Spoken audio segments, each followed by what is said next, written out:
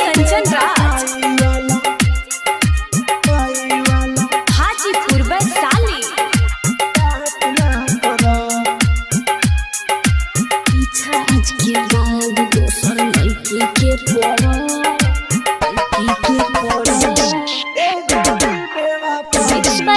Recording studio. शादी होता हमर हई कार्ड तू धर, शादी होता हमर हई कार्ड तू धर।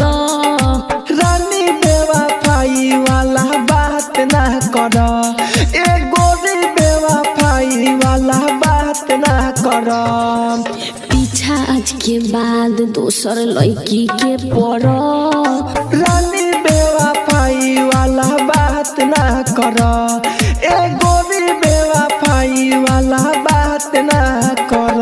आप सुन रहे हैं एजी एंटरटेनमेंट की धमाकेदार प्रस्तुति। डीजे कंचन राज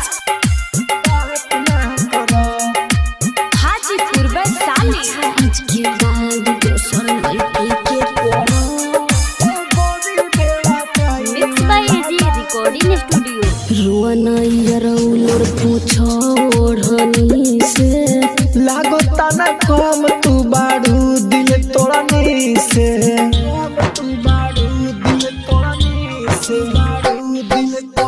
रुअनैयरौलोर पूछो ओढ़नी से, लागता ना कम तू बाड़ू दिल तोड़नी से। मोबाइल लेला अपन आगे लेखा नजर।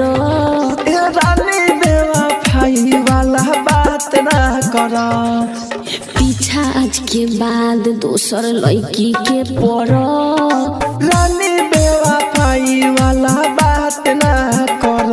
आप सुन रहे हैं कंचन राज एजी एंटरटेनमेंट की धमाकेदार प्रस्तुति। Hajipur Vaishali. Mix by AG recording studio.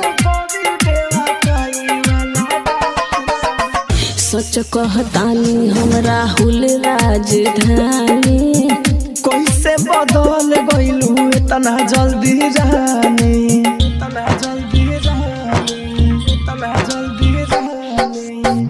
सच कहतानी हम राहुल राजधानी, कैसे बदल गइलू इतना जल्दी जानी। देवेंद्र शिवानी प अब तुहू न मर। रानी बेवफाई वाला बात ना कर। पीछा आज के बाद दोसर लड़की के पड़।